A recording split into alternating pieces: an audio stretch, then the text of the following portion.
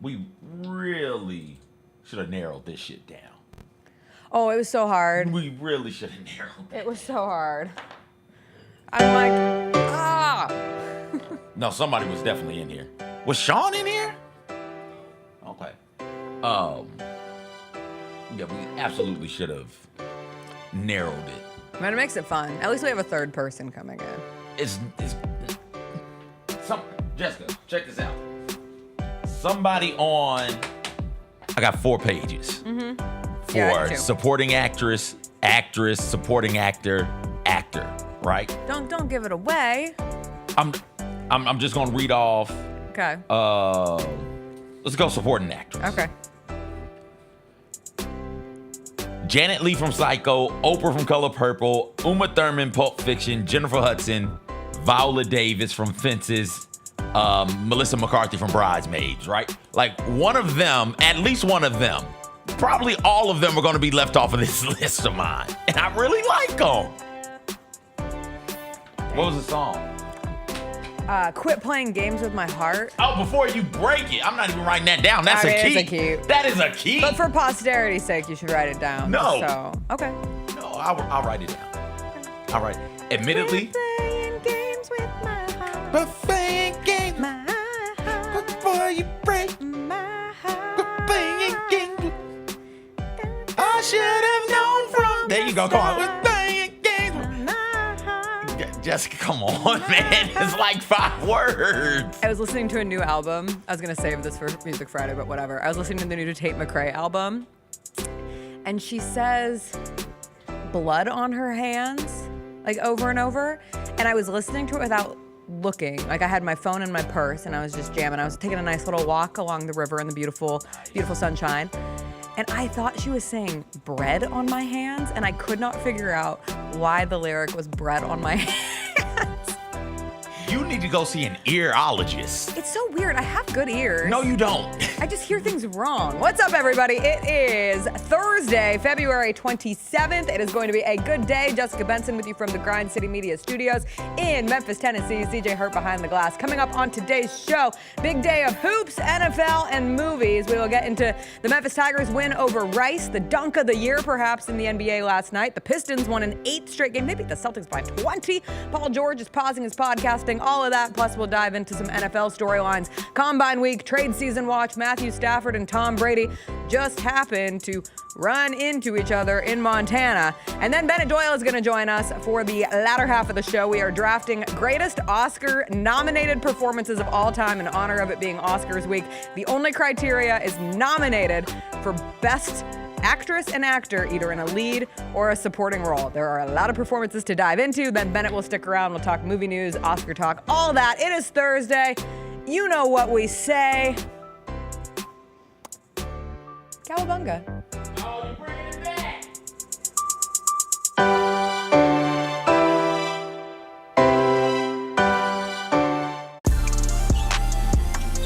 Bain, a pump fake, a 3. It's through for Desmond Bain. FBK. Fly by King. Wheels through the lane, now spins back. Ja hangs. Puts it in! Oh, what a shot by Morant in the clutch. So hot. Oh, Jerry said no!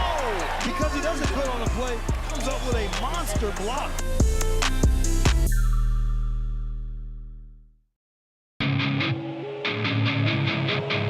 Our fans have a huge impact on our ability to play to the level that we're striving for. Drop off, Morant. Oh! Well, you wanted home crowd involvement. I love those moments where you see our guys engaging in the fans, and the fans just get pumped up. They are standing at FedEx Forum. I would hate to be on the other side with the opposition when FedEx Forum's rolling. That's such an unbelievable relationship that our group has with our fans.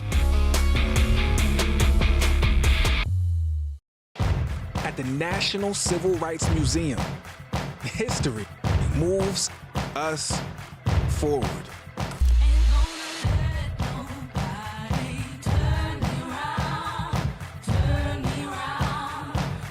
The question remains, how does history move you?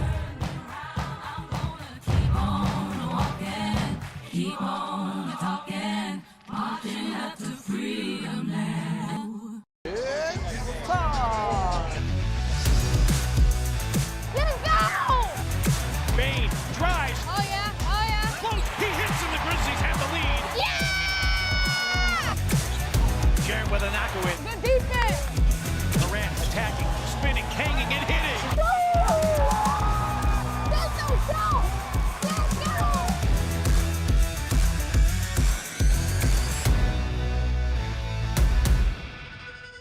for showing up, Memphis. Nothing beats catching your Grizzlies IRL, and nobody knows that better than you. So next time you want to hit up a game, Ticketmaster's got your back with tickets to every upcoming matchup. Whether you're catching the Grizzlies at home or on the road, you'll find tickets at Ticketmaster, the official ticket marketplace of the Memphis Grizzlies and the NBA. Keep putting that jersey collection to use and get Grizzlies tickets today. There's no better brag than saying you saw it live. See you courtside again soon, Memphis. We did get a new shoe that dropped today that we should all be able to get if we want it. Fire. And it's been one people have been waiting for a long, long time. Yep. Asia Wilson. What do you guys think about the shoe? I love it. It looks great. We see people wearing Jaws. We see a lot of people wearing the GT line, but then also we see a lot of NBA players wearing the Sabrinas. Sabrina, yeah. I bet you there's going to be a lot of NBA players wearing that. I agree with you on that. Oh, yeah. The Sneak Fest Show, live Tuesdays at 2 p.m. on Grind City Media on X, YouTube, and the official Grind City Media mobile app.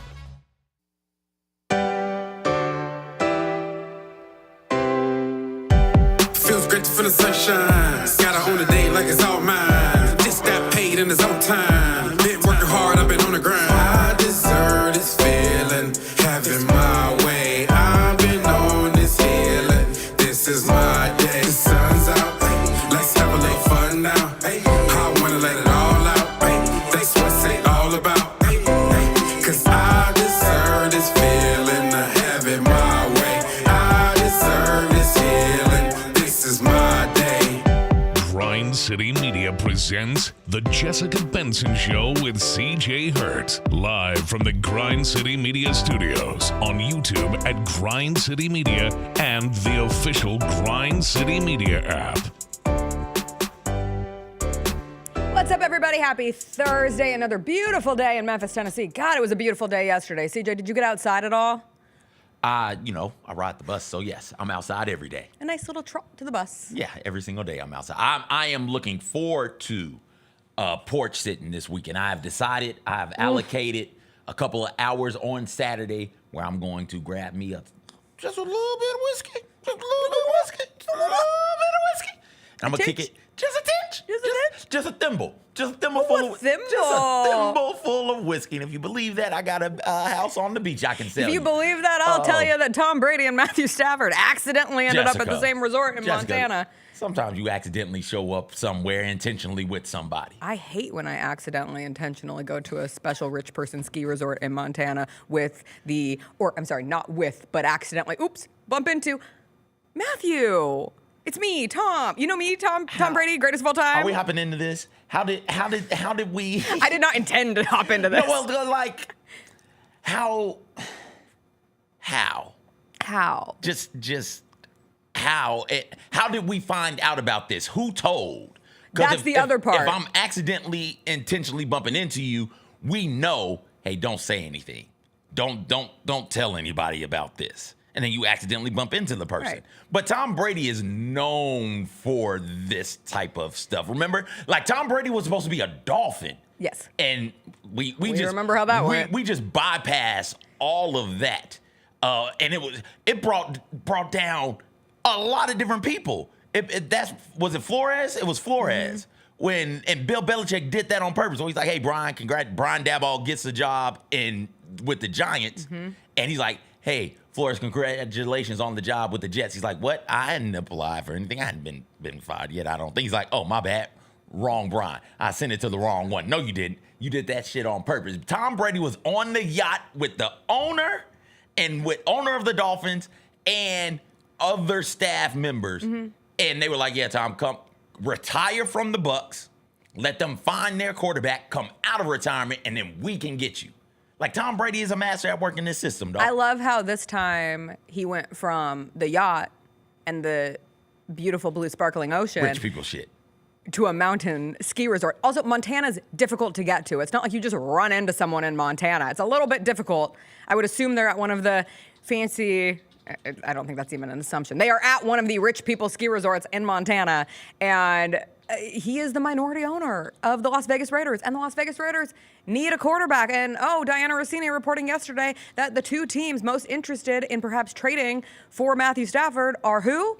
the Las Vegas Raiders and the New York Giants. And the New York Giants met with Stafford's team at the Combine. This is the biggest story of NFL Combine Week. No one's talking about the actual Combine. It's where is Matthew Stafford going to end up? Because it does have a ripple effect on the rest of the quarterback carousel this offseason. Because if the Raiders get Matthew Stafford, well, then the Raiders aren't going to need Sam Darnold or Aaron Rodgers. And then how does that impact the quarterbacks who are in this draft class? Where does Shaedon Sanders fall in all this? Where does Cam Ward fall? So it is interesting, but I did find it absolutely hysterical that a real reported alleged moment from yesterday was Raiders minority owner Tom Brady accidentally runs into Los Angeles Rams quarterback Matthew Stafford at a ski resort in Montana. The meeting unplanned. That is the loosest unplanned. You know what? I also have a lot of things that are unplanned in my life.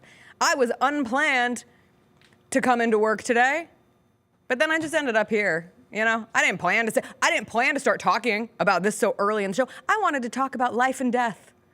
Yeah, I was going to get deep at the beginning of this show because it was a beautiful day yesterday. I took a walk. I took a frolic down by the Mississippi River.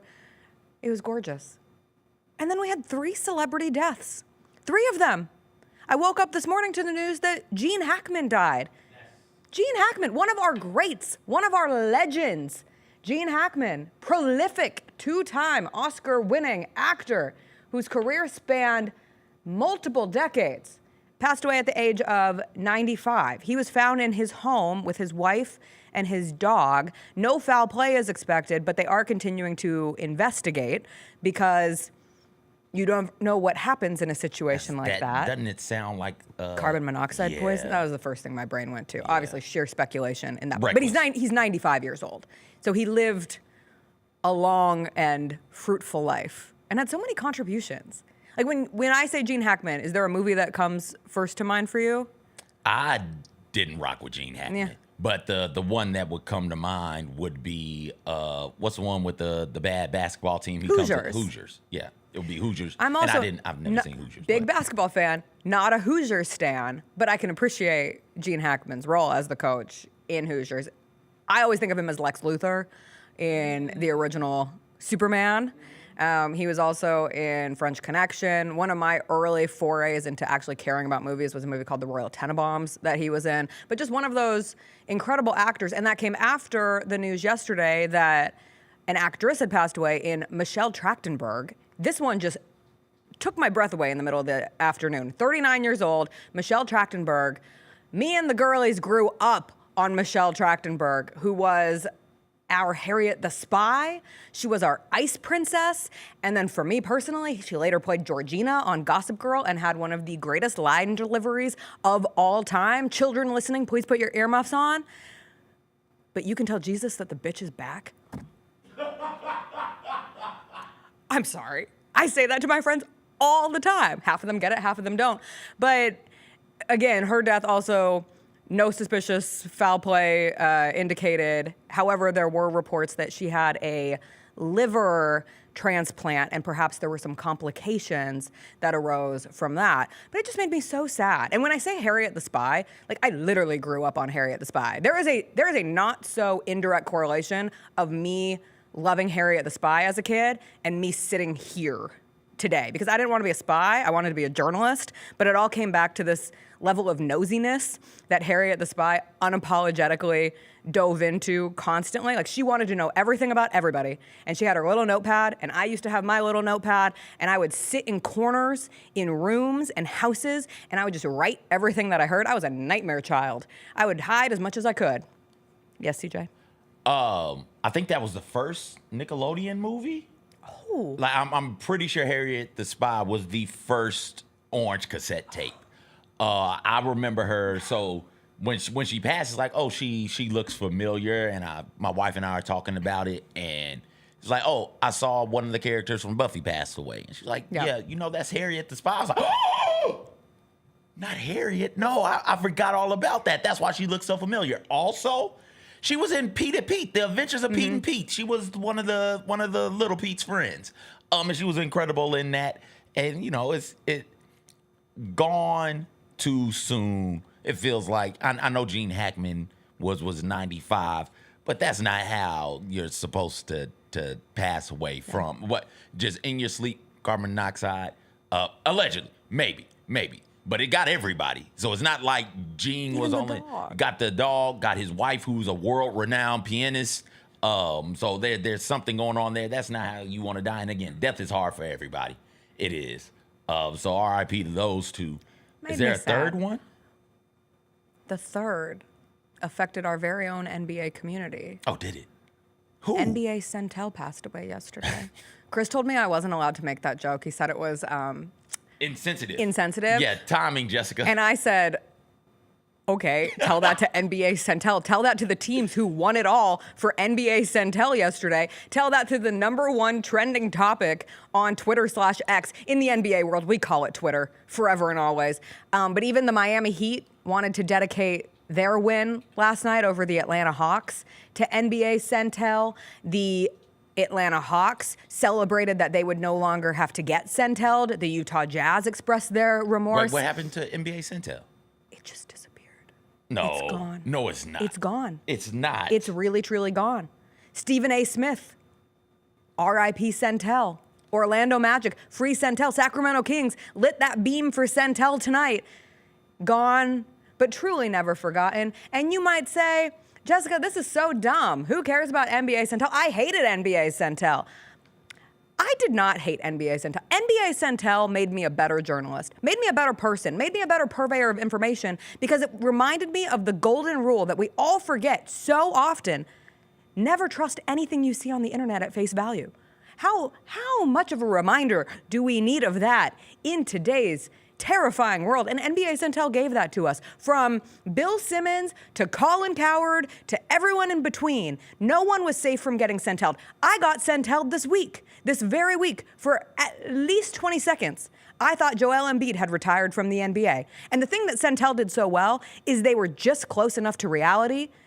Like the lies that they were trying to spread were very real sounding. And coming off the news that Joel Embiid might need another surgery and they're going to have to attach one part of him to another part of him and all this. Will he play again for the Sixers this season? Will he ever play again, period? I thought, oh, Joel Embiid retired. That's crazy. And then I looked at just that one little word. Is it Central or is it Centel? And it's Centel. And I wanted to pour one out for good old NBACentel. So, like, they just kicked it off of Twitter? Did NBACentel commit harikari or like? It's unknown. Cause of death being investigated. Did they so we don't know if Twitter just kicked them off? I'll tell you, if they kicked him off, Ballsack Sports, you're next. And Ballsack Sports came for the owner of X.com this week. Oh, really? Yeah. So Turn up. They are really in danger. But anyway. Yeah, that's... Listen, this is like really dumb, but NBACentel, it was a part of my daily life. Yeah, NBACentel, I understand the frustrations with it because you're trying to be a well-informed person on sports, and here this thing is, this account is just to spread misinformation in the most ridiculous of ways. But it did, for me, Jessica, what it did for you, slow down a bit when you read this stuff. Yeah. Slow down. Take a beat. And then double check it, confirm it, and then come back to it. The amount of times, I think the best Centel moment for me was, I think they said something along the lines of DeMarcus Cousins claims, or Kevin Garnett says LeBron James couldn't play in his era. And it drove me up the wall. I was incensed. I was like, LeBron James did play in his era. What the hell is KG talking about? And I'm livid, I'm upset. And then someone said, wait a second, CJ. Double check that. Double check who sent that. And then I looked and it was Centel. I was like, damn it, Centel. Got me again. Strikes again. Got me again. They always put a smile on my face when I got Centel and when other people got Centel. Just slow down a bit, take a beat, and then figure out whether or not this thing is true. My family members, I've had to educate them like, hey, listen, double check that. Make sure that doesn't sound true. CJ, did you know that this player had to have his foot amputated? No, that's not true. Did you know they're not allowing Luka jerseys in the Dallas arena? Wait, I thought they weren't. It's NBACentel. No, that was a Centel moment. Get out of here. You can still wear your Luka jersey. Get out of here. You just can't yell F. Nico Harrison. Turn up. There are lines to this. R.I.P. to the Centel. R.I.P. One moment of silence. All right. That'll be it. We'll take a quick break. We'll come back. We'll talk about last night's NBA action. Did we have the dunk of the year? We'll get into it. Plus, the Pistons just keep winning. A very real sentence in 2025. And the Memphis Tigers beat Rice. It was dicey there for a moment. Watch that entire game. But apparently with the win, they are now an official, not official, it's never official, a reportedly, allegedly, hypothetically, lock for the NCAA tournament. We'll get into all that on the other side.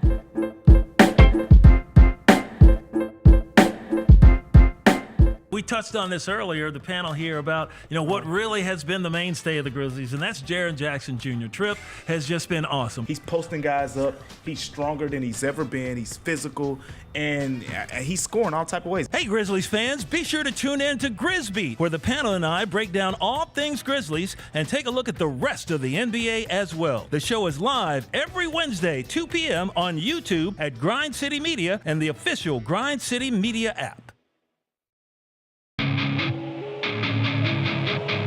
Our fans have a huge impact on our ability to play to the level that we're striving for. Drop off, Durant. Oh! Well, you wanted home crowd involvement. I love those moments where you see our guys engaging in the fans, and the fans just get pumped up. They are standing in FedEx Forum. I would hate to be on the other side with the opposition when FedEx Forum's rolling. That's such an unbelievable relationship that our group has with our fans.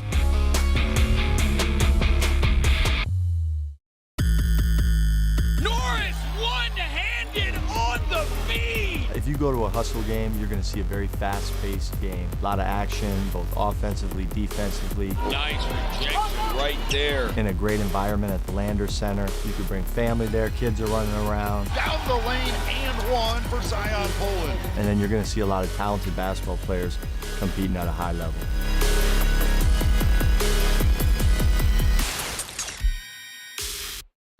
There's no substitute for experience, the knowledge gained from having been there before, and the passion to share what you know to make everyone around you better. It's true in basketball. It's true in banking.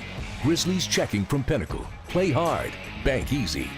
Open a Grizzlies checking account with at least $100 and a recurring direct deposit by August 31st, and you could receive a $200 direct deposit bonus into your account. Details at grizzliesbanking.com. Member FDIC. Sonic Radio. Welcome back to Sonic RNDIO. That spells radio with me, the CIO. This just in, the new Sonic $1.99 menu lets you build a crave-worthy meal for just $1.99 an item. Whether that's a creamy shake, crispy tots, or a quarter-pound double cheeseburger. This just out. Ostriches. They're mean, not very cute, and in my opinion, way too big for a bird. Don't miss the Sonic Fun 99 menu. 5 items, always $1.99. Live free, eat Sonic. Tax not included. See menu for details. Thanks for showing up, Memphis. Nothing compares to catching your Grizzlies IRL. And that all starts with buying tickets at Ticketmaster, the official ticket marketplace of the Memphis Grizzlies and the NBA. Ticketmaster gets you to the game so you can catch every highlight. Put that jersey collection to use for the next game and get Grizzlies tickets at Ticketmaster. Whether they're here at FedEx Forum or on the road, Ticketmaster's got your back when it comes to scoring tickets. And there's no better brag than saying you saw it live. Are you aware of the story of Larry Brown and John Calipari coming to see you at an AAU tournament? I knew Coach Calipari was in the crowd. I had this incredible game. I had maybe 17 dunks in the first half or something. One of my guys was like, "Yeah, I think Coach Calipari was speaking with one of the NBA scouts, and they're saying, yeah, you're not gonna go to college, bro. You're going straight to the league." I was like, "That's the plan, but if I don't, I definitely want to go to Memphis," and that's how I went down. The Gary Parrish Show, live on weekdays at 10 a.m. on YouTube at Grind City Media and the official Grind City Media app.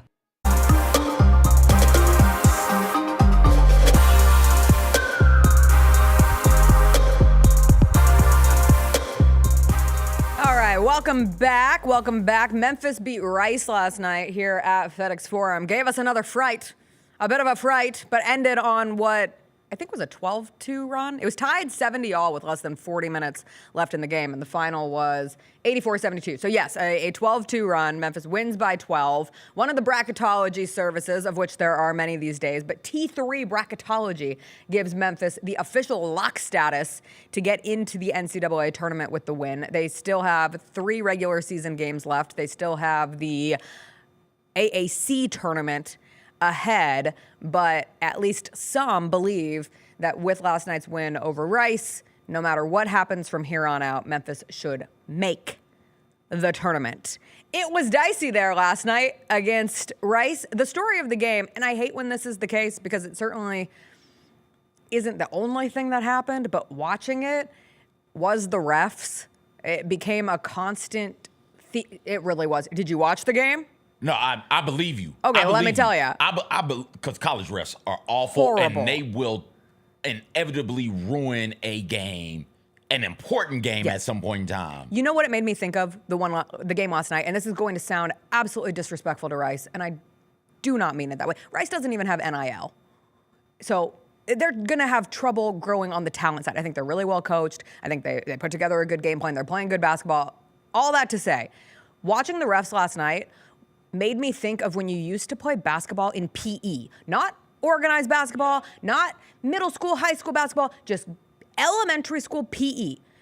And if you got to pick your teams or people gravitated to teams, if you were a basketball player, you played with other kids who played basketball. That was your team. And inevitably, you'd play against a team that was full of people who didn't play basketball. And the PE refs, which were teachers, would call every single thing just so the other team didn't feel like they were getting beaten up on. Because the good team is bigger, stronger, faster, all the above. They actually play basketball. The other team, they just wanted it to be an at least minutely competitive game. And at various points of last night's contest between Memphis and Rice, that's how I felt watching the refs. And PJ Haggerty was fed up. And he finally got teed up. Penny, after the game, went as far as pondering if someone has made a call about PJ Haggerty and that he's being officiated differently today and in the last 6 or 7 games for the Tigers than what he was earlier in the season. Like, he's, through his college career, a big part of his game has been getting to the free throw line. Like, when he was at Tulsa, he went to the free throw line 309 times last year. The only player in college basketball who took more free throws than PJ Haggerty was Zach Edey, current Memphis Grizzly and former Purdue big Zach Edey, when everybody was trying to do anything to stop the largest man in the sport. Next to Edey, it was PJ Haggerty. And this year, he's averaging 5 free throws a game. So he's averaging 7 last year, he's averaging 5 this year. And the difference between the first like 10 games of the season and the last stretch of games in AAC play, against FAU, he took 0. And I think he ended up with 9 last night, but watching, it should have been more. And I know that's part of his game, like, he flails. And so if you want to look at that as a flop, but there is no doubt that it's different now than what it was early, and there is a frustration there. Hey, if you're going to do that, fine. You got to let people know that that's happening. You're going to be officiated differently. If somebody put in the call and said, hey, for whatever reason, be it a competitor of the Tigers, or be it NCAA just taking a look at the film and saying, hey, refs, these are the things that we need to be focused on calling and not calling, and this is how we're going to officiate this player, fine. You got to let them know. That's the thing to do. Tigers are going to be upset about it. And Hardaway's probably going to come out and say a bunch of things bad about it. Come fine. for your player. PJ Haggerty is going to feel some type of way about it. Fine. But the right thing to do is, hey, we've been calling this this way. It's a mistake. We're calling it like this from now on. Sorry.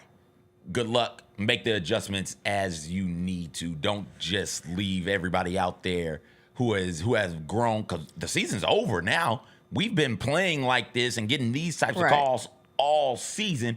Why now has it stopped? And what can I do differently, right? You got to tell us we're being officiated differently so we know we need to do different things, not so that we continue to do the same thing expecting the calls that we had been getting 6, 7, 8, 9, 10 games ago. I just noticed your sweatshirt. What? What? Can we talk about PJ Haggerty? That's so funny. No. When did you get that? It came in. I bought it a couple weeks ago. And it just came? And it came in the mail. Fantastic. And it sucks because I bought a couple of sweaters like this. Yeah. Really great sweaters. I'll let you touch the inside of it because it's soft. And you know how we do with soft things, like, hey, touch, feel how soft this is. But like the weather's, I bought it when it was freezing and now it's hot. And now it's finna warm up. But don't worry, so it's false. I can't. It's false spring. No, this is legit spring. No, it's not. It gets back down into the 40s next week. Yeah, that's fine. Spring sometimes gets into the 40s. You can wear a sweatshirt in the 40s. Well, that's a good spring sweatshirt. Good spring sweatshirt. Anyway, outside of PJ Haggerty, the other resounding thing watch. The game was horrible. Like, I feel so sorry for my husband who has to watch some of these just atrocious games. He could gouge his eyes out, Oedipus style. That's true. Just take his eyeballs out and throw them out He the could window. banish me to the other room. He could be like, I'm playing Civ 7. You take the Tigers Rice game in the bedroom, Jessica. He loves it. Okay. He loves Civilization. Fill in the number. It doesn't matter. Well, He's having the time of his life. He likes Civ 6 and 7. I forget who he was playing He wasn't in the mud for Civ like 4 and 5. No, this is a recent obsession. Okay, good. But I need to have a Civ party with my man. Dane Danger, the Still importance of him. remarkable. He's so good. Yeah. Like, when I look at the Tigers' actual chances, and you never know, March is mad, and once you get to the tournament, but for the Tigers to be a formidable threat of a team to make it to the second weekend, like, the emergence of Dane Danger feels maybe the most important improvement from start of the season to now. To have a reliable big man, when the offense runs through him, he got in foul trouble last night and he was out. It completely changed how things were moving for the Tigers. He's so good in the post. He's good passing out of the post to any of the guards. And it was another game where, this is 2 games in a row, the Tigers didn't shoot very well from 3 again. And so finding ways to win when you're not able to rest on that as much as they had earlier in the season. Nick Jourdain had maybe his best game. There's not many times where I've come in after a Tigers game saying, God, I can't forget to give a note of confidence to Nick Jourdain, but he had 19 points. He was cutting all over the place. So ultimately, we talk about it all the time. The floor is lava. The AAC is the lava, and the Tigers can't touch it again. But all I've asked them to do was not lose. It hadn't been pretty. Just don't It lose. hadn't been. There have been some encouraging things, but it hadn't been the dominance that I think some would want to see, and some would want to. And not want to, but some would expect it to be for the Tigers in this conference. But they lost that one game to Wichita State, which right now is a quad 2 loss. And so, like, they did it. I think they did it. Now this is about seeding, and now we can complain about seeding and discuss that when time comes. You want to continue. You want to win these last 3 games. And you want to win your conference tournament because you want the best seed possible, because you really would like to avoid having to play one of those ones. You know, you don't want to fall into, I think you brought this up, and I've heard others, Gary Parrish, bring this up also. You don't want to fall into the 8-9, right? Because 8-9, the next game is the 1 seed. And there are, eventually you're going to have to play good teams. Eventually you're going to have to play somebody great. But damn it, you don't want to play Auburn the second game. You don't want to play Alabama or Duke or Florida, maybe Tennessee, Houston. You don't want to play those dudes the second game.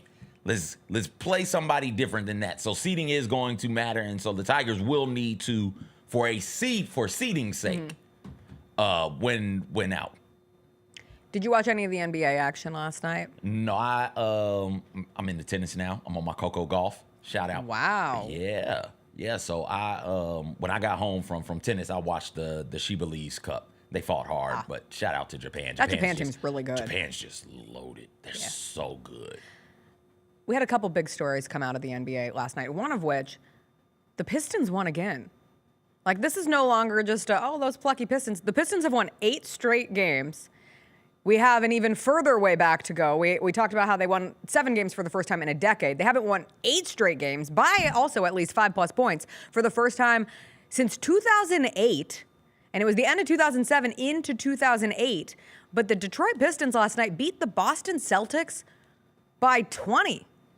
By 20. Now, Jaylen Brown did not play for Boston last night, which feels like an important anecdote to throw in there.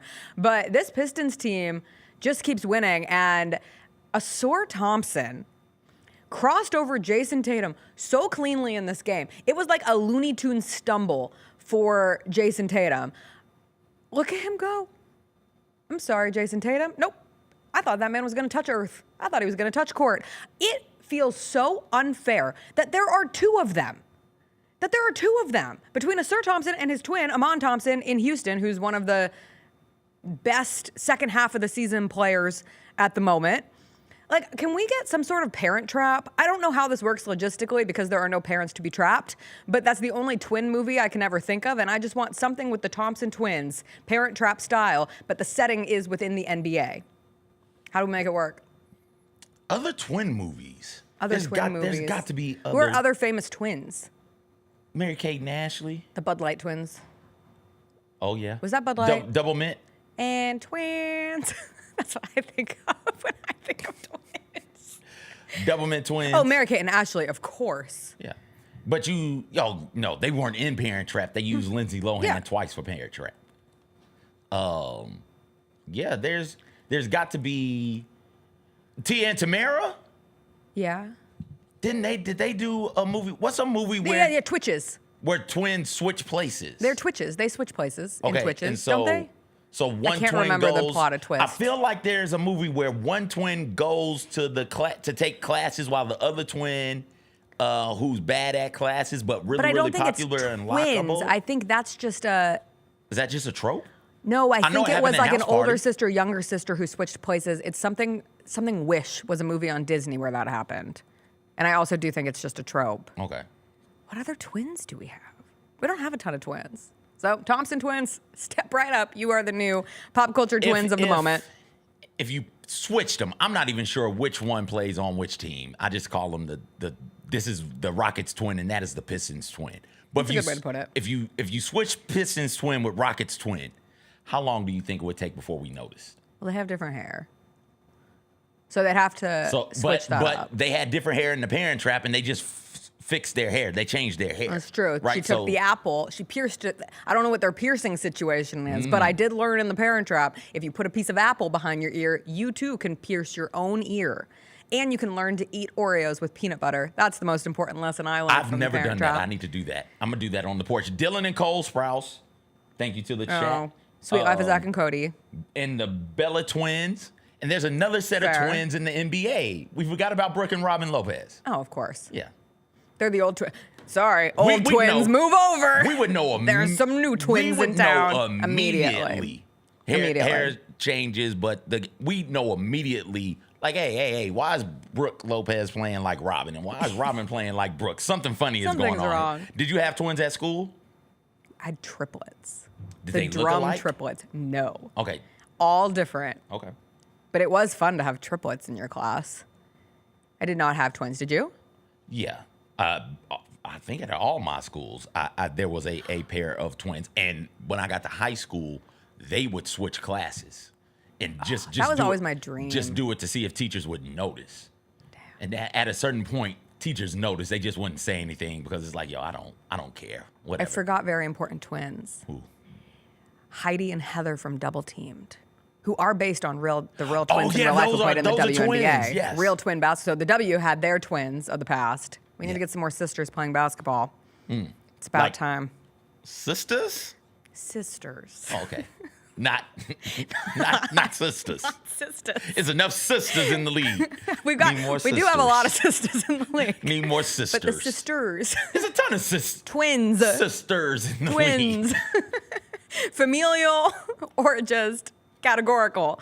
Also in the NBA last night, may have seen the dunk of the year. I'm not sure if I'm ready to call it the dunk of the year, but some are saying Shaedon Sharpe has the dunk of the season in the NBA. Wizards, Trailblazers. On this pass, Shaedon Sharpe intercepts it. Woo! Oh my God! My Lord! Oh my goodness! Yeah.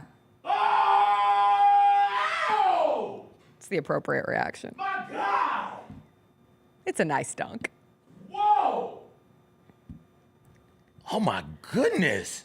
He didn't have to do that. But he did. Oh, He said, and if I'm you're glad he you're did. here watching a Trailblazers Wizards game, by God, am I going to give you the dunk of the year in the NBA? You're going to be Whoa. proud. You're going to be proud to say that you were at Trailblazers Wizards 2025 when you saw Shaedon Sharpe with one of the nastiest in-game dunks Show it that again. we Where have are seen. they? Show it again. Show it again. I think they're in DC. Are they in? He did that In the Capitol. DC? Around the corner from They are where in the where the Capitol. president stays? He take a. Oh! Yeah, I'm going to agree with you, Jessica. I think that might be. That would be my dunk of the year so far. I still think the one that didn't count, and I know it's controversial, but the jaw on Victor Wembanyama. The John Morant on Victor Wembanyama, there's nothing that can top it. And that is not because I sit in Memphis, Tennessee. That's just facts. Victor Wembanyama is 7'4". Show it again, Jacob. different case. Oh my goodness. I Give love it one more watching time. this. One more. It's not contested. Just one more. What's not contested? The dunk. This one? Where are we going? Oh, yeah. That is, oh my God. He gets so much height over it by the end of the dunk, there's no one there. Goodness. The lift. Okay, maybe it is. Maybe it is the dunk of the year. Hey, before we take a break, we have breaking news. Important breaking news, CJ. What? And it's Grizzlies breaking news, so it's serious stuff. The Memphis Grizzlies and Gray Media have announced they will broadcast 5 upcoming Grizzlies games in Memphis, Nashville, and Knoxville. For those who don't know, Gray Media in Memphis owns WMC Action News 5. And so you are going to see 5 Grizzlies games coming up, simulcast between FanDuel Sports Network, our beloved television partner here with the Memphis Grizzlies, and Gray Media on WMC Action News 5. And also, if you live in Nashville or Knoxville, you are going to be able to watch the games on their channel. So in Nashville, that will be on WSM-TV, and in Knoxville, that will be on WBXX, which is Knoxville's CW channel. So the games are as follows. Wednesday, March 12th, that will be the first one that you can see on WMC Action News 5. I can't say WMC normally, as my husband once upon a time was a reporter for WMC Action News 5, and I would always welcome home, Chris Luther of WMC Action News 5. So that's what the games will be on. It's the game against the Jazz on the 12th, the Saturday, March 15th game against the Miami Heat, which is also the Tony Allen jersey retirement night, which I've had circled on my calendar all year, and is going to be such a fun evening here at FedEx Forum. Thursday, March 27th, when the Grizzlies play the Thunder on the road. Tuesday, April 1st, when the Grizzlies face the Golden State Warriors. And Sunday, April 13th, when the Grizzlies play the Dallas Mavericks. And so it will be all of your beloveds from FanDuel TV, Pete Pranica, Brevin Knight, Rob Fisher, Chris Vernon, and that will carry over onto WMC Action News 5, which is super exciting. As a former product of local television, I love when local television thrives. It is a forever important thing to every community, and so this is a very cool piece of news. So make sure to keep that on your calendar so you know that you can watch those games somewhere else than where you are normally watching them. We have to take a quick break. When we come back, Bennett Doyle is going to join us, and we have a fun draft that is going to inevitably make so many people mad, because we are drafting the greatest Oscar-nominated performances of all time, and the only rule was it had to be nominated for Best Supporting or Best Lead Actor or Actress at any point in the history of movies. So we had to bring in Bennett to have one additional voice. We will draft when we come back.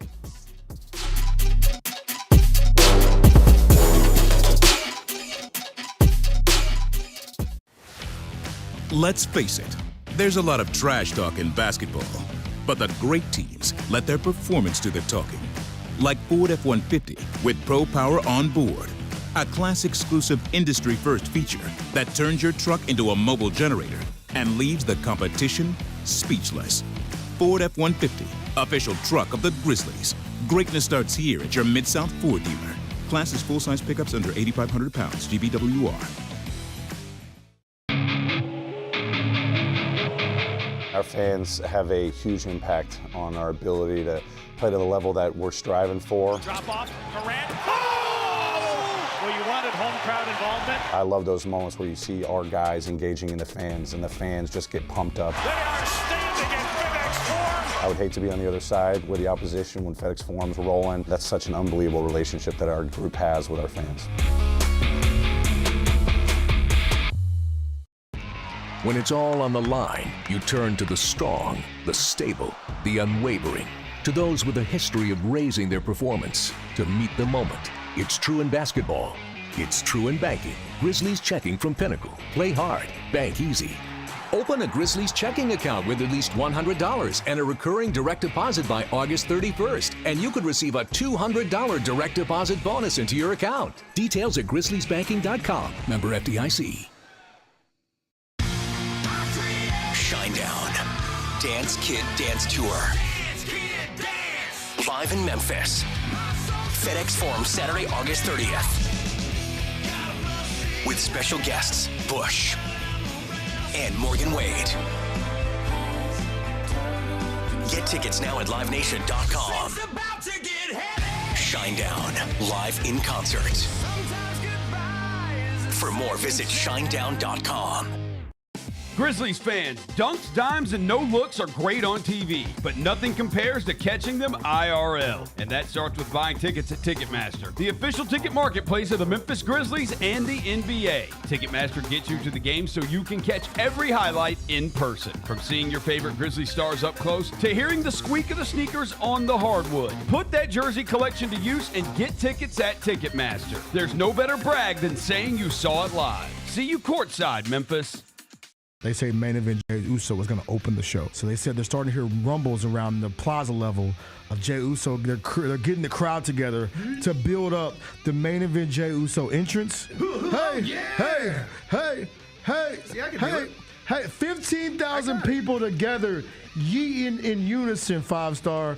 They are yeeting together. Tune in to Grind City Wrestling weekly on the Grind City Media app and on the Grind City Media YouTube channel. We got Southern Heritage Classic news. Mike, Tennessee State out. Where do you think the Classic goes from here? Is this a thing that sort of dooms this Classic, Southern Heritage Classic? I don't ever bet against Fred Jones. I don't count Fred Jones out. You have to have the event. You have to continue to have the weekend, and a football game has to be part of it. Get all of your HBCU sports and culture news by tuning in to HBCU Huddle with CJ Hurt and Mike Wallace. New episodes drop every Thursday on grindcitymedia.com, YouTube, and Spotify.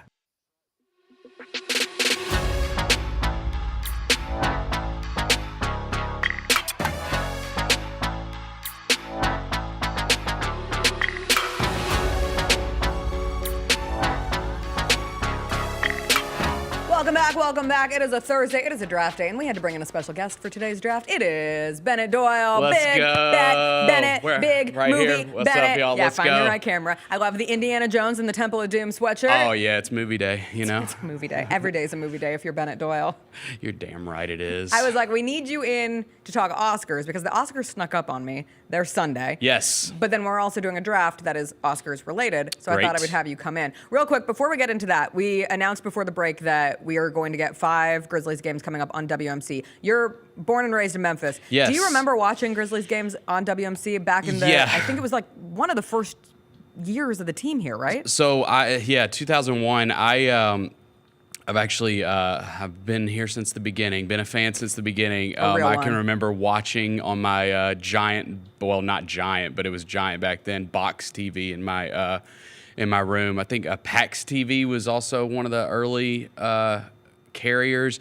So yeah, it's pretty cool that they announced that. Over free, the air. Yeah. And the fact Go that get it's your not rabbit just ears. in Memphis. Like you can bring in fans from Nashville, you can bring in fans from Knoxville. Do people still have rabbit ears?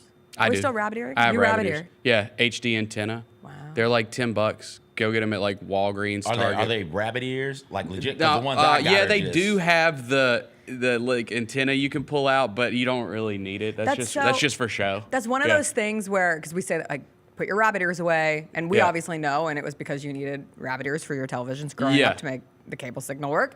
But nowadays, like, kids wouldn't know what rabbit ear, like, young kids have no idea. Just like, I am so proud that our very own Ja Morant decided on the call Ja. Like, I think Ja Morant is single-handedly going to be responsible for keeping this signal alive for calls. Because when you do, there's like these trends on TikTok of someone older in an office and someone younger in an office, like, do this action. And one of them is pick up a phone call, and someone of our age is always going to go like this, and someone of a younger age really goes like this. goes like this. That's weird. Like a brick holdup. Yeah. And Ja could have done that, but no. He went with the original call me, beat me line, and I appreciate that greatly. All right, we are going to get into some of the times of the past because these performances stretch decades and decades, which makes it an impossible draft to do, but we are going to do our best of drafting. Best performances of all time. We have to do a duck race. Tough. It's going to be really hard. Okay. My duck has a nice little backwards baseball cap. Oh. Your duck is red, and CJ's duck is the best duck. My duck has like slow polka down a dots little on bit, it or CJ something. Duck. You don't want to get out to Speed the up a little bit, Jessica. Go. Oh, there we go. Go. That's how it works. Yeah. We know how this works. Shout out Red Duck. I'm saying you're second. Am I second? Yeah, I'm you're second. second. You were. God, I get to I'll go first. Oh my gosh, All I right. don't want to go first. Well, that's too I wasn't damn ready. bad. You can bypass your pick. Oh, yeah, we'd be happy to have you bypass your pick. No, I don't want to. Does that mean I get to pick like two in a row later? Such a Titans move. Yeah. You know what? I'm gonna do. I'm not gonna even say that it's like necessarily my favorite role ever, or anything like that. But to honor him today, I'm gonna go with my number 1 overall pick, Gene Hackman from The French Connection, 1971. One of the greatest movies ever. One of the great car chase scenes of all time. It kind of set the standard for that. And that was sad news to see this morning. Yeah, that he passed. That's so nice of you I'm to gonna pick give it, a Gene Hackman one. And that was already on your list. It was already easily there. accessible Yeah. before you even knew that he had passed. All right, I like that pick. I respect that pick. What was it again, Bennett? Gene Hackman, The French Connection. Do you think that's his most known role? I mean, trying to it's think about that probably this morning. what's my guy's name? Jimmy from Hoosiers. I've never seen Hoosiers. Neither's Gary. By the way, that's worse. You've never seen it? No, that's like a thing on our show. Is neither of us have ever seen Hoosiers, and people are like, "Dude, you're the movie guy," and Gary's obviously college basketball guy. So That's why you it's called him Jimmy. It's Norman Dale. Wait, who is Jimmy? Jimmy's the player. Yeah. Jimmy's the whoever one of the players. I haven't seen it. I haven't seen the movie. It's too late apologies. for a pregame speech. Whatever it is. I don't really love Hoosiers either. I only watched it once when I was younger, and it never had the impact on me that it had for others. You want a really unpopular opinion while we're doing this, while we're getting weird today? I love unpopular opinions. I'm not even a big sports movies guy. Like, one of my favorite movies ever is Remember the Titans, but like, that's other than that. Yeah, I don't love sports movies. Is that weird? No Little Giants love, Sandlot. Yeah, but that's more just like. So you're not I don't considering consider those sports movies. I mean, I guess they are. Dodgeball, Yeah. White Men Can't Jump. I You're do talking I more do love like, The Sandlot, man. That's like a summer classic. I always thought. Wait, I'm about to sound so dumb. Was Hoosiers based on a true story? Yeah. Yes. Okay, so sports movies about real events you don't like? Like, did you like Miracles? Remember the Titans was based on a true Remember the story. Titans was Yeah. too, and Coach Carter was too. And Cool Runnings. Cool Runnings was too. I also really liked Rudy until I found out Double recently. Teamed was too. Rudy is like. I hate Rudy. And I'm a Rudy hater. If you're a Hoosiers have you seen all like the non-believer- TikToks recently? Like, it's not. Yeah. He sucks. He's not like. Yeah, he lied. Yeah. Rudy lied. About what? Rudy lied. Rudy's a liar. I just don't think it was as big of a deal to his teammates as maybe it was led on to be in the movie. What you're telling me is maybe everybody on the Notre Dame football team, maybe everybody didn't walk into the coach's office and hand in their there was no jerseys? jerseys laid down on the table. That did not happen. So. Yeah. All right, CJ, you have the second pick. I'll go Denzel Washington, Malcolm X. Yeah, that's a good pick. One of my favorite Denzel Washington performances. Such a good actor. Such a good movie. One of my favorite Spike Lee movies. I thought he was great in that, really bringing out because biographies are hard. Autobiographies, doing those biopics are hard to do because we've seen this person already. We know what this person is and does and has been. But he does a really good job of encapsulating what Malcolm X was at the time, what he stood for. The mannerisms were great. Just a superb movie. Denzel Washington, Malcolm X. Good pick. All right, I am shocked Bennett didn't take this one, so I will happily grab it with my number 1 pick. Give me one of the true best performances I think we have ever seen in a film, will ever seen in a film. It is Daniel Day-Lewis in There Will Be Blood, a performance so great. I believe it carries the film from being a good movie and shoots it into great territory.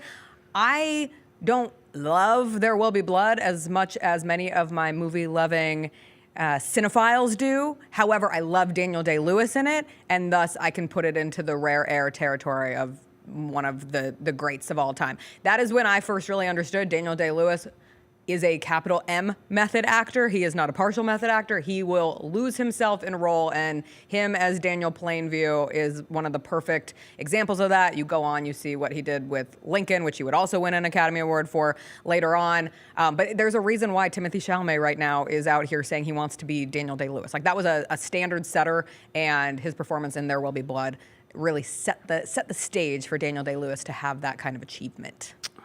That was on my list. Too bad. That was on So my sad. list. That's a really good one. Okay, can we do... God, I don't want to go back-to-back white males, but I think I'm going to have to. Because I want to do a... During Black History Month. And the person that I'm about to pick is going to be over a black man. Oh my gosh, I don't feel good about this, but you know what? I'm going to do it anyways. Some ally Bennett is. Wow.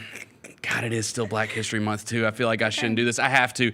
I'm going to go 2004 with a snub. In my opinion, because I think Leonardo DiCaprio is one of the greatest actors of all time. He did eventually win an Oscar for The Revenant, but I don't think anybody would say that's like his best role. One of my favorite movies ever is The Aviator from 2004. Howard Hughes, obviously the biopic about him. I thought Leo was great in that movie. And he lost to Jamie Foxx, who won for Ray, which is also a really good movie. But you know what? I'm going to take Leo for The Aviator 2004. It's one of my favorite performances. I'm sorry. I'm sorry to everyone. I'm sorry. It's okay. That movie also has one of my favorite Was Cate Blanchett nominated for her appearance as I think she was. I think she was. Yeah, she was. Great. Won't make my list, but one of my favorites. CJ, how does that make you feel? I'm sorry. I've never seen The Aviator, and here's the issue that I've had when doing this. Like most of these movies bore me, so I haven't that style of movie bores me, so I hadn't tried to watch any of them. So that year, Bennett, all I saw was Ray. Right. I never saw Aviator because it looked just boring to me. I love your pick, Jessica. Thank you. And I don't know why I like There Will Be Blood so much. I love that movie. I don't know why I like it, and he is great in that Daniel Day-Lewis. But my next pick. I'm nervous. Why? Because I don't know. We're not going to have any of the same ones. I know. I think we're not going to have any of the same ones. I don't think this is going to be. Wonderful. Fingers crossed. Give me Angela Bassett. What's Love Got to Do with It? Just her portrayal as Tina Turner. I was going to say that Ray was the best music biopic, but no, it's this one for me. It's great because it shows the bad parts also. It shows the abuse that Tina Turner went through. It showed the courage that finally she stood up and was like, yo, I've had enough. I've got to go. Some Lawrence Fishburne in this movie. How he wasn't nominated is beyond me. Awesome. I loved his portrayal of Ike Turner in this movie, and they play off of each other so very, very, very well. Give me Angela Bassett. What's Love Got to Do with It? Do we know who won that year? Yeah, I got it pulled up here because I had to go back and double check that. That year, 1993, Holly Hunter won for Piano. Won Best Actress for Piano. And again, Piano was nominated. Stockard Channing of 6 Degrees of Separation was nominated. Emma Thompson, The Remains of the Day was nominated. And Deborah Winger for Shadowlands. Those were the nominees that year. And I don't know anything about those. I do know that Angela Bassett had incredible legs in that Tina Turner movie. You do know that Angela Bassett what? Angela Bassett what? Had incredible legs. Did the thing? Angela Bassett did the thing.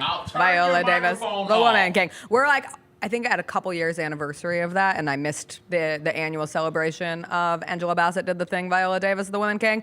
I thought you were going to go Angela Bassett for Black Panther, where she was snubbed the year that Jamie Lee Curtis won, which is considered one of the most recent, probably revisionist history should have gone to someone over Jamie Lee Curtis. My biggest issue with that isn't that she didn't win.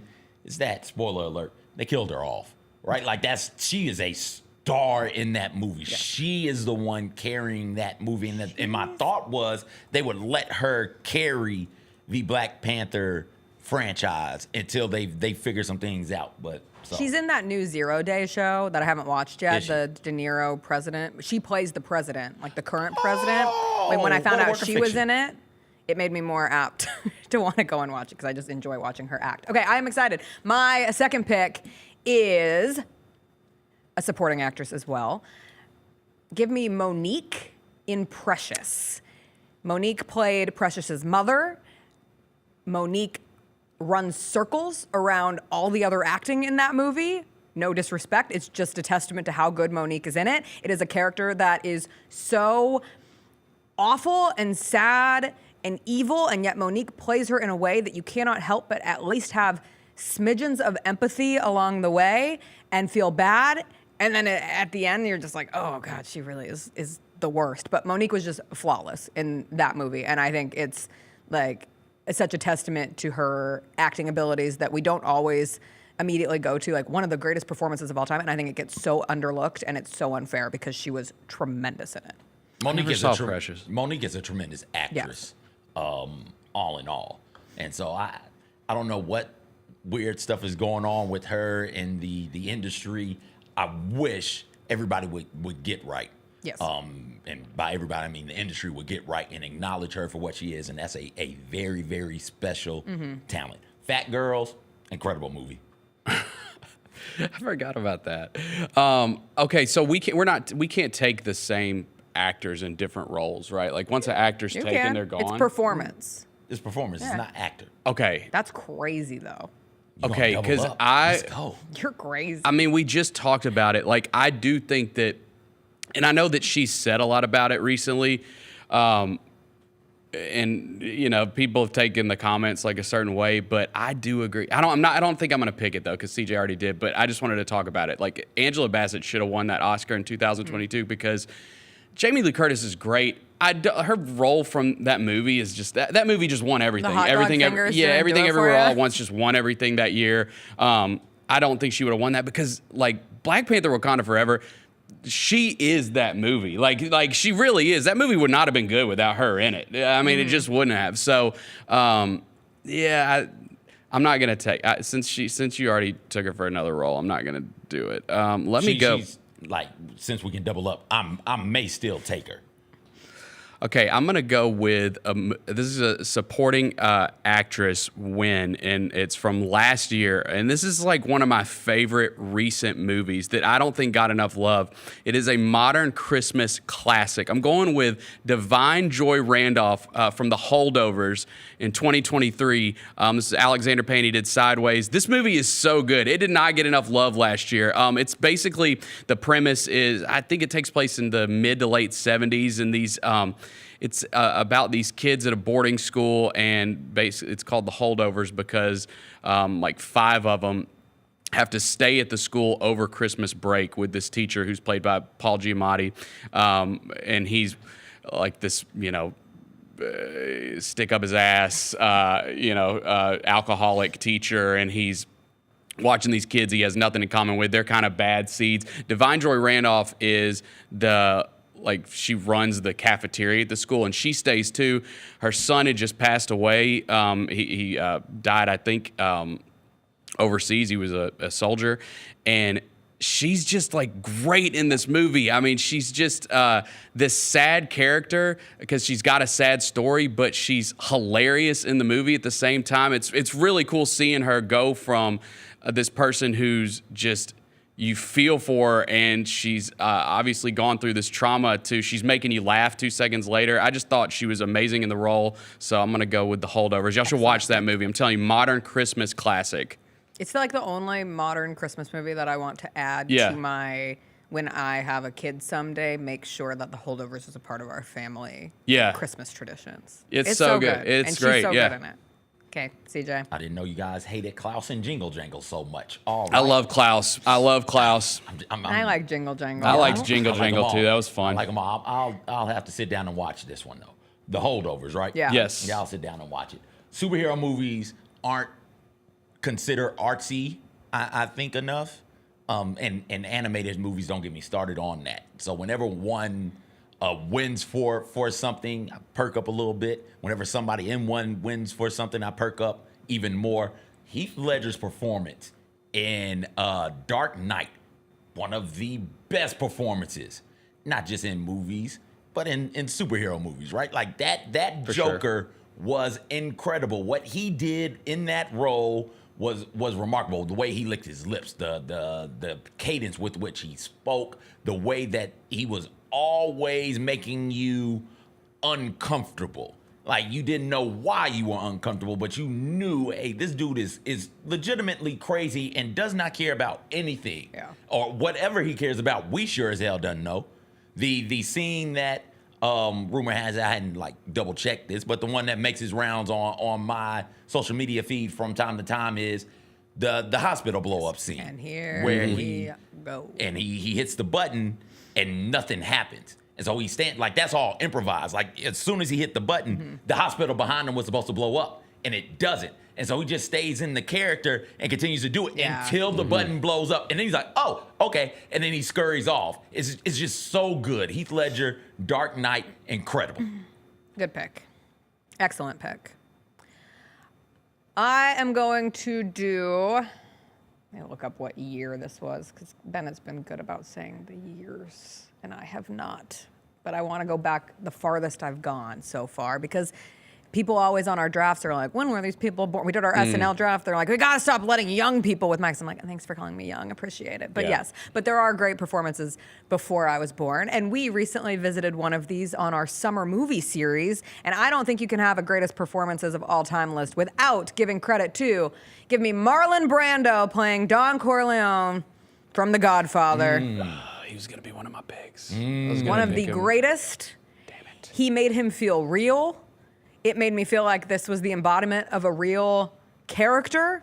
He gives you a line that everybody says forever and always. Make him an offer he can't refuse. Make me an offer I can't refuse. He's so good. That's it. One of my favorite just random stories like tied to his performance is that they were changing scripts so often that oftentimes he was having to read his lines off of cue cards on the backs of other actors or being held up. And you would never know.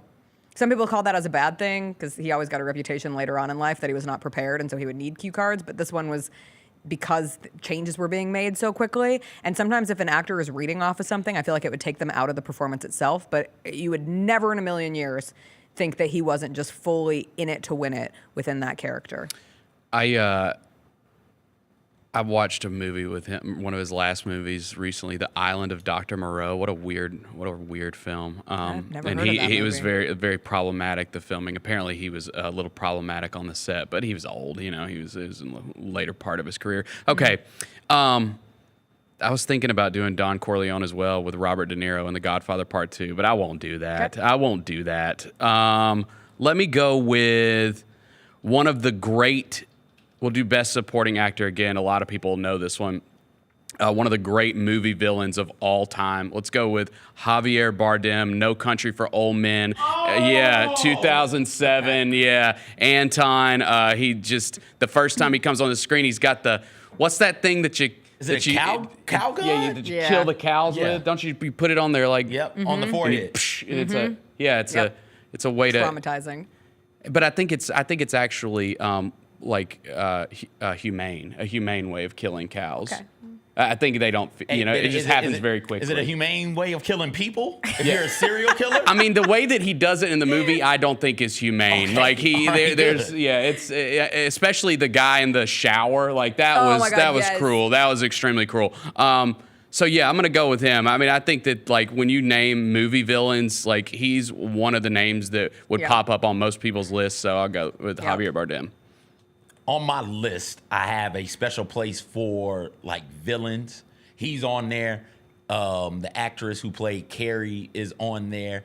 Anthony Hopkins and Hannibal Lecter. Sissy on Spacek. There. Yes, her is on there. I was like, I might have to take one of these. I love that. But for now, let me see. I will take.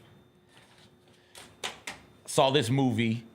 Memphis has an incredible movie festival, Indie Memphis Movie Festival. If you get a chance, get out there. If you don't want to do the whole weekend or the passes for it, just see a couple of the movies. Saw some great movies over my time attending that festival. One of the movies I saw there was Judah and the Black Messiah. And Daniel Kaluuya in that movie playing Fred Hampton. It's on my list. Is so good. Another one of those biopics where we've seen this person, we got videos of this person, we remember this person because it wasn't that long ago. How are you going to portray him? And the way that he does that is superb. One of my favorite current movies. I think after seeing it and after thinking about it, it's a classic. It's it's a modern classic. I loved it so much. Give it to me. Judah and the Black Messiah, Daniel Kaluuya. Good pick. All right, with my fourth pick, I am going to take Charlize Theron in Monster. She played serial killer Eileen Wuornos. Completely changed her appearance. And this was so big at the time because Charlize Theron was just like a really beautiful actress, and she wanted to take that step. It's similar to what we're seeing Sydney Sweeney do right now, to give a modern day comparison, where she's playing, why can't I think of the boxer's name? But she's doing a full body transformation.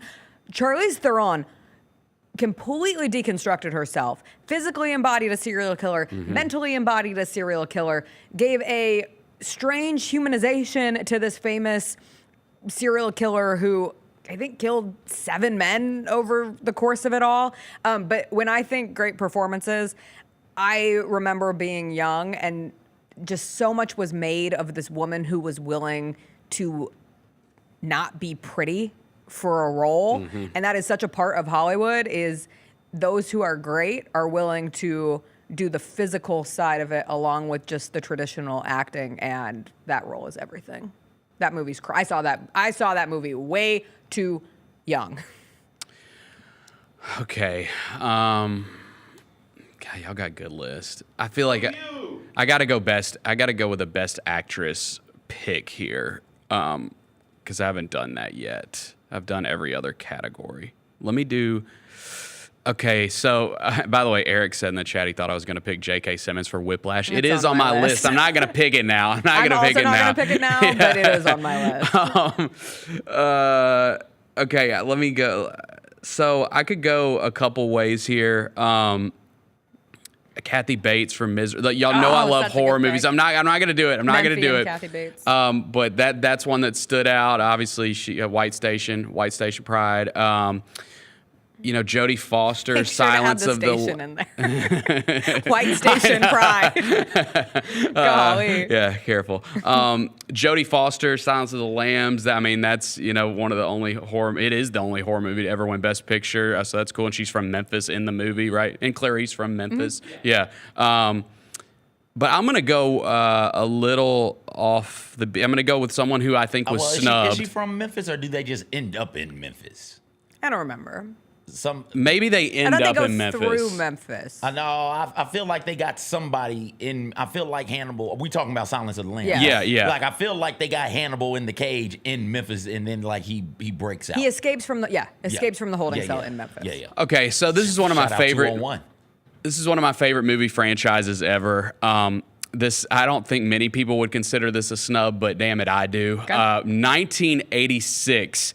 Marlee Matlin won Best Actress for Children of a Lesser God over Sigourney Weaver for Aliens. Not Alien, Aliens, the sequel that James Cameron directed. So I'm going to go Sigourney Weaver, Aliens. Number 5, Ellen Ripley. I love the Alien franchise. Yeah, I wish it got more love. I mean, obviously, award shows don't give sci-fi movies love. But Sorry, you're trying to take an award away from a deaf woman?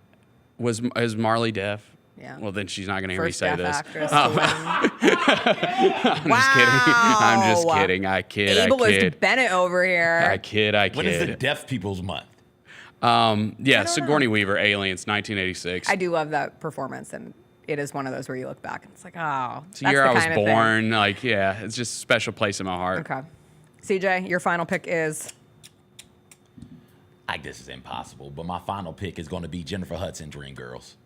I love Effie so much. I love her so much.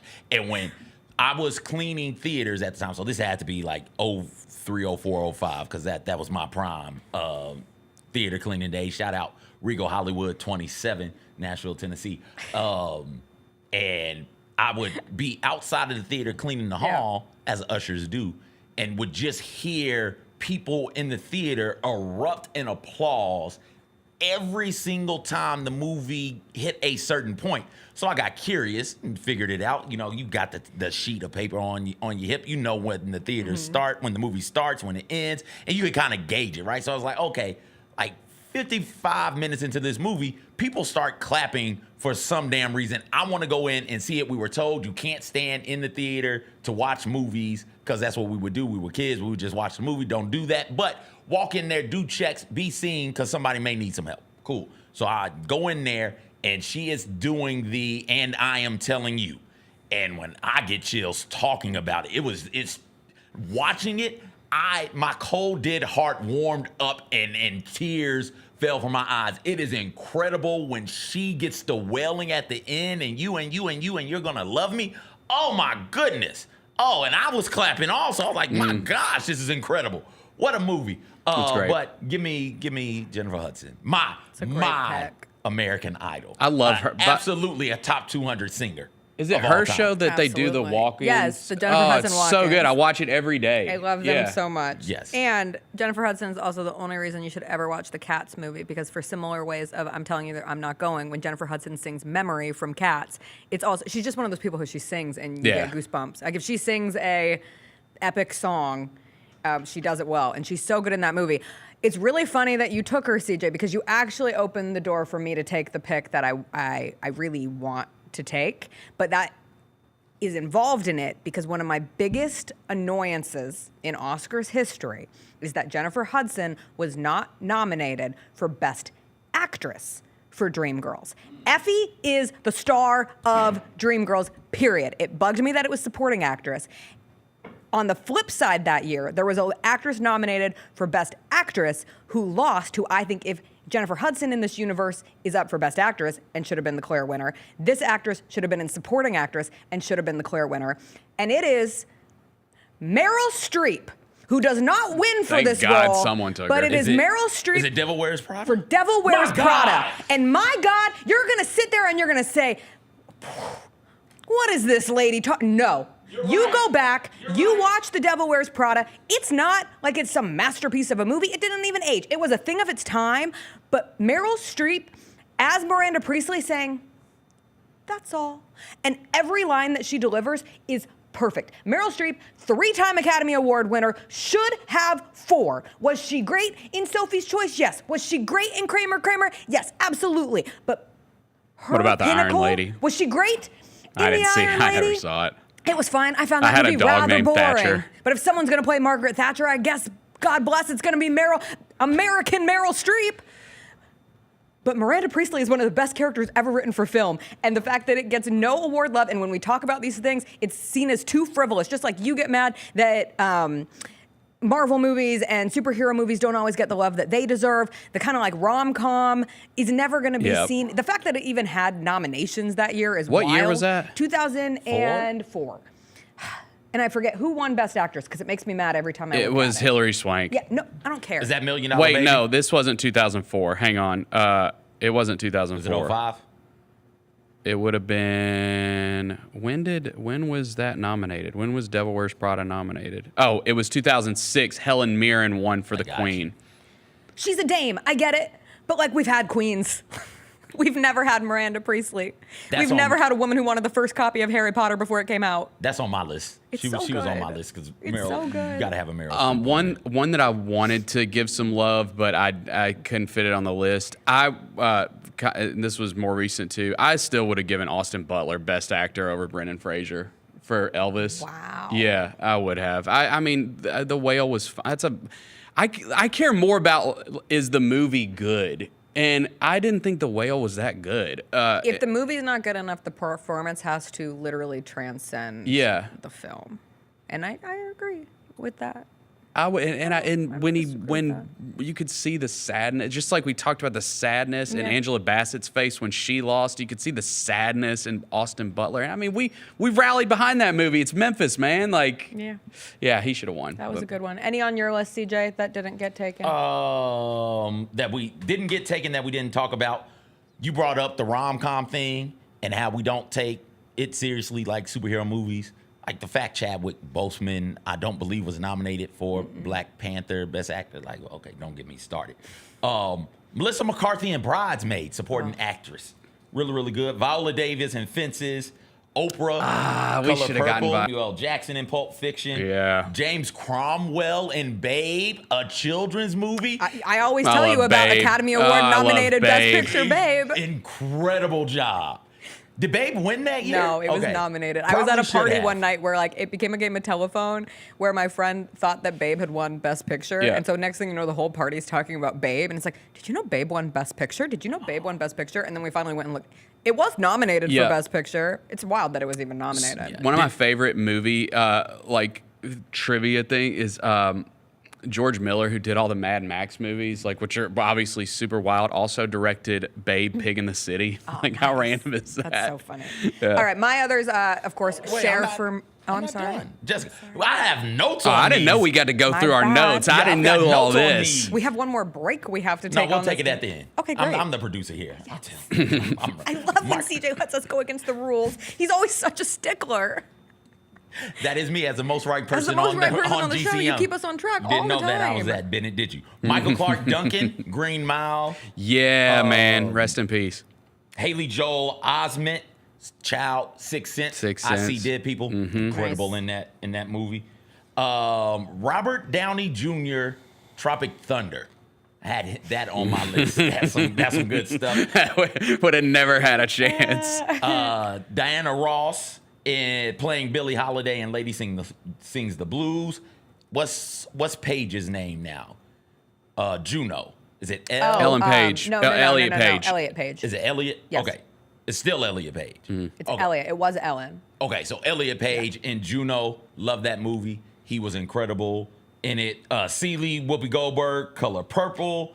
Humphrey Bogart was real close to taking him for what he did in Casablanca. Loved his performance, and that's the good. only one of those old that you like. movies that I really like. Love Casablanca. Tom Hanks, Forrest Gump, Morgan Freeman, Shawshank Redemption. Red. You know I love Forrest Gump. He's the only one to ever go back-to-back. Tom Hanks won. He went back-to-back? Yeah, he won. Or actually, Spencer Tracy did it back in the 30s. But Tom Hanks won for Forrest Gump, then Philadelphia. Philadelphia, then Forrest Gump. That was a great movie. I left off a couple that I left off that I would have liked to get on. Because you took Marlon Brando, I had him for On the Waterfront. CJ took Denzel. I had him for Training Day. I had Denzel Fences also. Yeah. Adrian Brody, the pianist. He's great in The Brutalist, by the way. I just watched that. That's nominated for Best Picture this year. And he's nominated for Best Actor. Love Adrian Brody. This kind of stood out to me. In 2003, Sean Penn won Best Actor for Mystic River. One of his fellow nominees was Johnny Depp for Captain Jack Sparrow in Pirates of the Caribbean. yeah. I had no clue that he was nominated. Casey Affleck has had some good ones. Cillian Murphy obviously won for Oppenheimer. I mentioned Kathy Bates, Jodie Foster. Julie Andrews won for Mary Poppins in 1964. That's such a feel-good performance. Halle Berry, Monsters Ball. One of the iconic speeches of Yeah, Academy yeah. Award history. Did Halle Berry win Monsters Ball for just letting Billy Bob Yeah, it was horrific. Okay. Just wanted to make sure. I didn't know. I hadn't seen Monsters Ball. I didn't know if she had a particularly You know what? special I performance. actually also haven't seen Monsters Ball because my mom wouldn't let me watch it. Oh, it's so good. My favorite The year it was actress, nominated. Kate Winslet. She won for The Reader in 2008. I love that movie. I love Kate Winslet. So those are a couple of them. Yeah. I was disappointed not to have a musical person on this. I think Catherine Zeta-Jones in Chicago is one of the most underrated performances That's good. in all time, and she has one wink in it that carries it forever. Rita Moreno in the original West Side Story, which I have her. She was fantastic. Faye Dunaway in Network. We don't get a lot of comedies. Love Network. And Network is one of the funniest movies So of good. that time period. Cher in Moonstruck, of course. Betty Davis didn't win for All About Eve, and it set off her entire lore for the rest of eternity, but she was fantastic in that. And then a subtle one that no one really talks about is this movie called Blue Jasmine that Cate Blanchett was in. Cate Blanchett is my favorite working actress of the moment. She's great. It was basically a recreation of A Streetcar Named Desire, and it was a role that was like Blanche Dubois, which is one of my favorite characters in just literary history, so plays, books, whatever. She was great in that. And I meant to say off the bat, I wanted to apologize to the people in Memphis that I figured none of us would be taking Sandra Bullock in The Blind Side. So my deepest apologies for all involved. I think that the whole thing just got ruined when Michael Orr said he didn't like the movie. Yes. You know that it was when the just person that the movie is when the feel-good story. Is it about Michael or in the movie? Correct. Or is He's it the about, catalyst. Okay, When the catalyst of the story it's doesn't about like the, the the movie. It's about the good white people saving the dumbass black kid. Like that's who the movie is about. He couldn't read, CJ. He'd never seen a book. Yeah, I've never seen this before. What? All right, no, I've never had this before. What? Your own room? No, a family. Who are you? Brian Kelly? Are you Brian Kelly or are you in The Blind Side? Unclear. Before we go, because this was a very fun draft that took a lot of time, but the Oscars are this weekend. Yes. You've officially seen everything up for Best Picture. No, you still haven't seen I'm Still Here. Yeah, the only movie I haven't seen yet is I'm Still Here. I'm going to go see that sometime this week. But I have seen every other nominated Best Picture, and I will say I don't think it's like the best year ever. I think we've had. It's a really weird year. It's a weird year. Weird things have happened. Really? You know, I think a couple months ago, Amelia Perez was looking like maybe possibly the front runner. It's the most nominated film this year, and it's probably not going to win much at all because of all the controversy surrounding it. I don't like it. I didn't think it was a good movie. Yeah, I thought it was a bad movie. And I just didn't. I really didn't care for it either. The content of the movie being mixed with a musical just didn't work for me at all. Like it didn't work for me. There were It times just where didn't, I wondered yeah. if it was because of the translation, because it is in Spanish, and Yeah. so if the translation just didn't work. But the more I sit on it, I'm with you. I didn't think it was a story that could be told through a musical, period. And I also just thought it was not because of the idea of a person choosing to transition to live their truth and live a better life, but this idea that like a drug cartel leader could go from murdering countless people to becoming a philanthropist just because they changed gender was bizarre to me. It just never fit. And you don't know anything about like there's the one scene where she's talking about how she's going to transition, but you don't know why. You know the change of heart. There's not enough. There's not enough exposition. There's not enough development in the middle, and the end is the worst 20 minutes of a movie that I have. It's so bad. Any goodwill that it somehow builds back up in the middle gets torn to shreds with the end of it. Anyway, I agree with you. I didn't like it at all, and it's going to be it's likely going to be the most nominated film ever that's probably not going to win much at all. Yes. Like it might win, like I think Zoe's probably going to win, which she was good. I wish Ariana would win. I would say like of all the movies, like I love Dune Part 2. I love, I'm a big sci-fi guy. I don't think it'll win like all the, it'll win like probably special effects and sound and technical categories. Yeah. I saw The Brutalist, finished that. It's 3.5 hours long, but I thought it was really great. It's just really, really great. Yeah, it's just it's the thing that I loved the most about it. I mean, it's a fictional story about this guy who escapes from the horrors of Nazi Germany. He was, I believe, they kind of hint that he was in a concentration camp.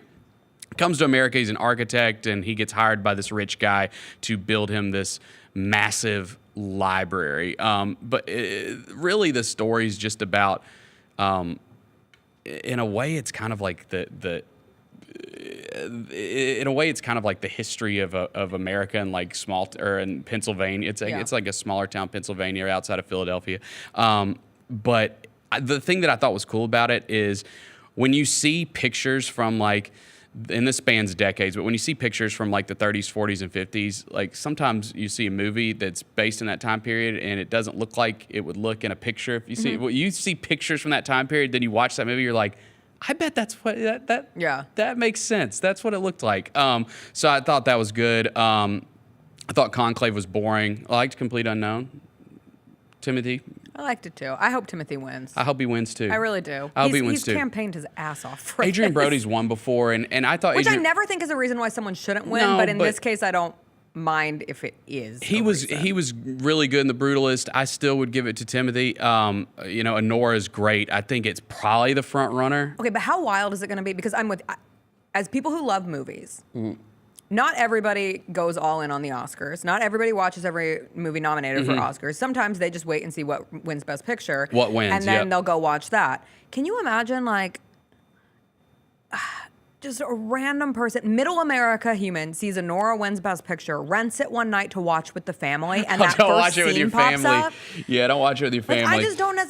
Anora's my favorite movie of the year, hands down, and I do hope that it wins. Great. But I don't think it helps the continuing gap of the Oscars being for everyone and the Oscars being for just film snobs. I agree with that. I hate saying that. You know, the only movie that's nominated for Best Picture outside of Dune Part 2 that's, you know, a real big budget blockbuster is Wicked. And I don't think Wicked's going to get any love. They're not. And I had wished that there could have been some momentum. And it's not just because I love musicals and I love Wicked, but I do think Wicked almost represents like the yesteryears of a blockbuster having the ability I completely to win. agree with that.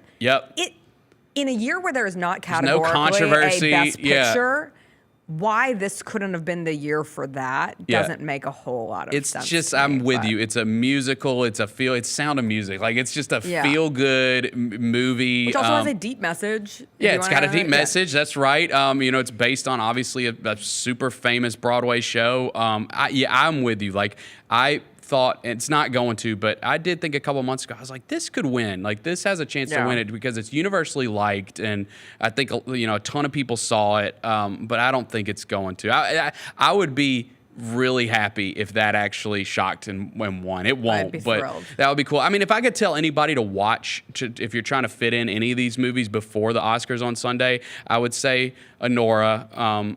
I would say Wicked. I would say probably The Substance, if you can stomach it. I mean, that's another one that's hard to recommend to, like, my friend texted me and she and her husband had one night off with their kids, wants to watch one movie. Looking at the list of Best Picture they'd already seen Wicked. I want to watch one movie. What do I watch? And I have to have a caveat for the two that I would pick, which would be Anora or The Substance. I'm like, can you handle the goriest movie that I've seen in years? And The Brutalist, like, I get that people really 3.5 hours.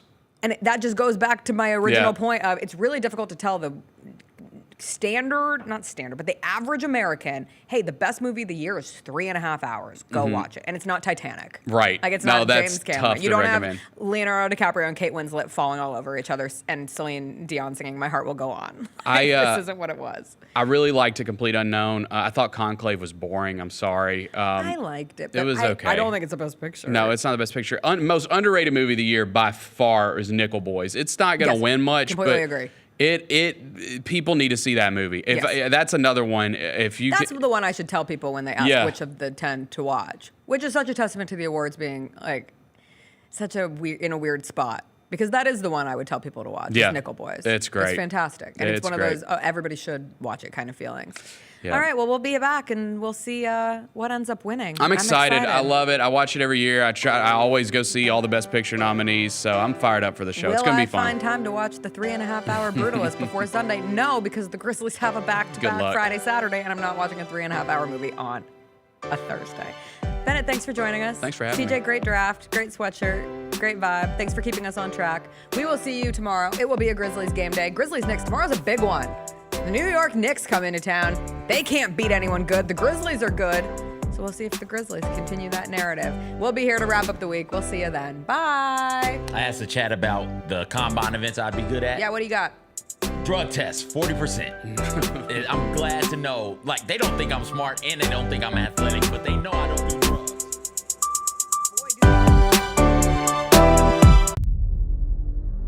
Can't wait. It's time to get it popping. It's gonna be crazy. The fans are gonna be loud. We need just energy. We're gonna need, the Forum rocking. We're gonna need, everybody in Memphis to be out there to come to support. When the fans are good, we're good. Simple as that. A Bane three, yes sir! Desmond Bane with ice water in his veins. We'll ride the energy together. Kroger shoppers and Grizz fans, one exclusive last-minute discounted ticket deals texted straight to you during the Grizzlies 2024-2025 season. Sign up with the new Kroger Buzzer Beater deal. Fans can sign up by texting Grizz to 636-479 or visit your local Kroger store in the Delta Division and scan the QR code. By signing up, you agree to receive recurring automated promotional and personalized marketing text messages from the Memphis Grizzlies. Consent is not a condition of any purchase. Message frequency varies. Message and data rates may apply.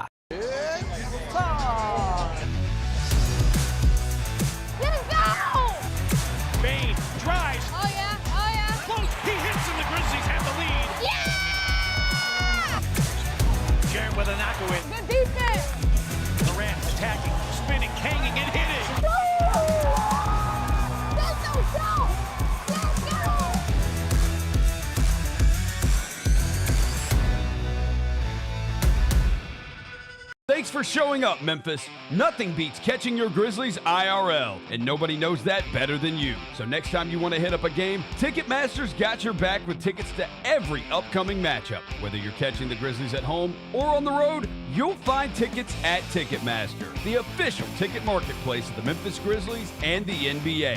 Keep putting that jersey collection to use and get Grizzlies tickets today. There's no better brag than saying you saw it live. See you courtside again soon, Memphis. 45-minute video on Tony Allen on YouTube. I just saw it yesterday. He managed to dominate the NBA for 14 years, despite missing one of basketball's most important skills. But here's the crazy thing. Why does that hurt your feelings? It didn't hurt my feelings. It's positive. He at least should have more of my highlights. The Chris Vernon Show, live on weekdays at noon on YouTube at Grind City Media and the official Grind City Media app.